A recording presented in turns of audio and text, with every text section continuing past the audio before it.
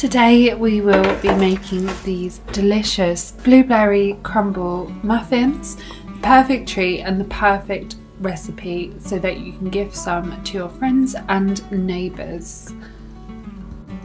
But first I have got this charity shop, thrift shop find to show you, and it is this spice set of up to 12 glass containers with the wooden lids on a matching rack, and this was only £4, so I'm really excited to put that to use and put all of my spices in there, label them and keep them out onto the counter or put them up onto the wall.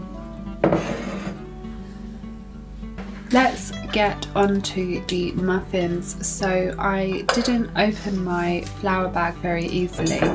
As you can see, I've had to just make do. But it starts with 2 cups of flour. I'm not going to use milled flour for this, I'm just going to use white flour, which most people will be using for this recipe anyway.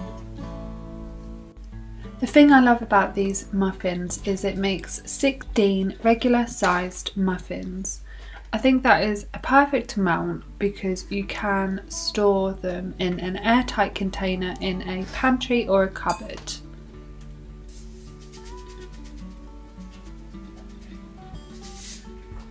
The other positive to this recipe is that once you add and incorporate and mix all of the ingredients in your bowl, it wouldn't be difficult to double that batch and even using the same bowl, because it's not a massive amount of quantity of ingredients in comparison to how much food that this makes.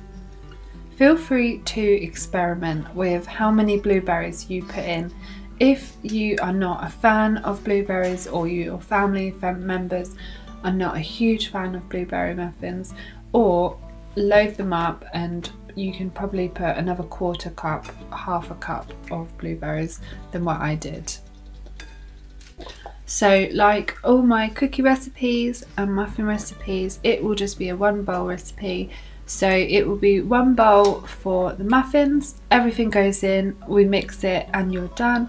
And the same for the crumble mixture, 1 bowl for all the ingredients, pop them in, mix them and you're done.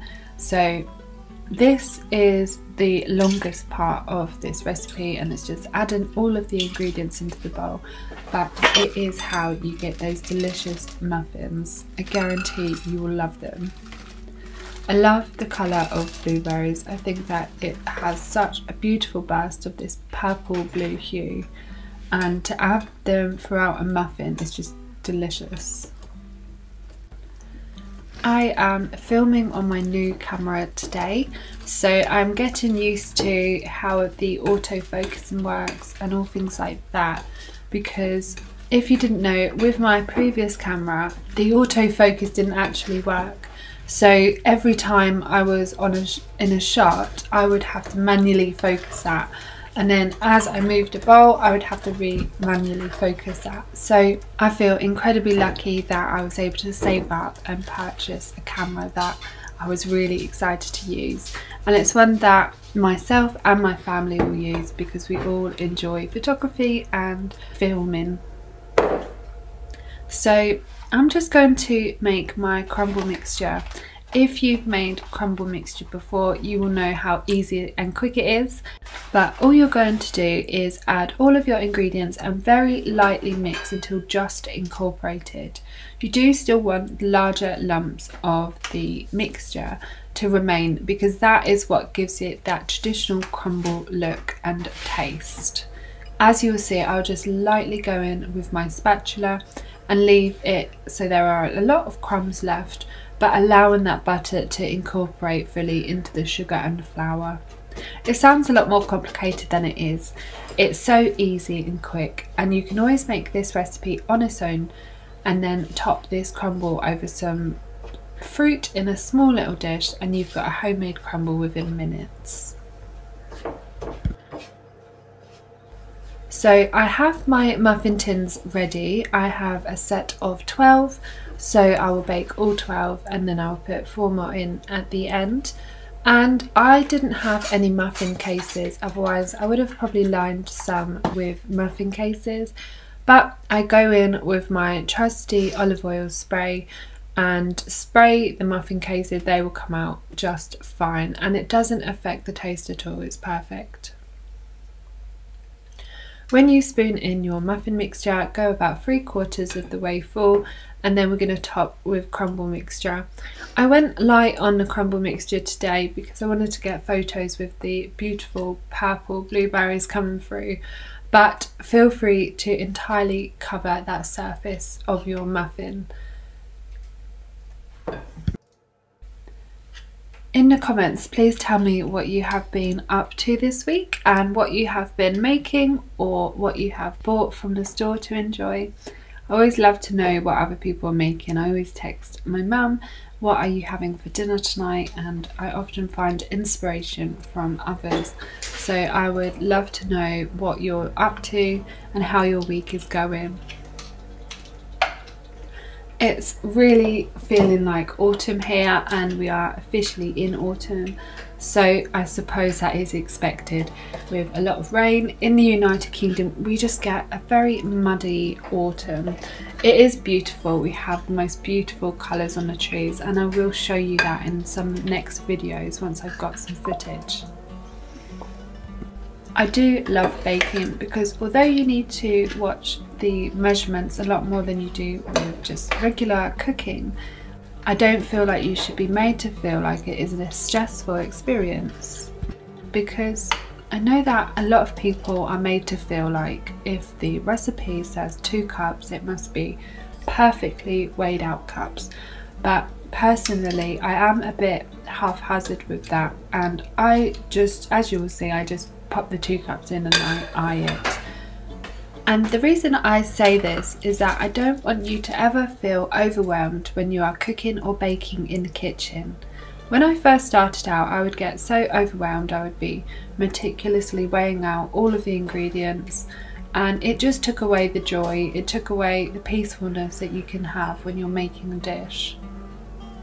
Now, of course, stick to the ingredients, but our grandfathers and grandmothers wouldn't have had these specific measurements using digital scales, for example. They always go by eye, and I think that is the same with bread making. Of course, you have your main ingredients, but with a sourdough loaf recipe that I have, you just go by eye. There is no measurements needed. And I think that can be the same for some other recipes that we often get a bit stressed about. Look at these delicious blueberry muffins. I honestly find it therapeutic to just be in the kitchen and enjoy myself. And to give them to neighbours and friends or colleagues, it is just so delightful. As you will see, you just get the perfect amount of blueberries come through so that you know it's a blueberry muffin, but you also get that crumble topping. Like I said, I didn't put much crumble topping, so I have some left over, which I will just store in the fridge and make a mini crumble for my fiance. Because I didn't line my muffin cases, I just spritzed with some olive oil. Whilst they are quite warm in the pan still, I just run a knife around gently to release that muffin.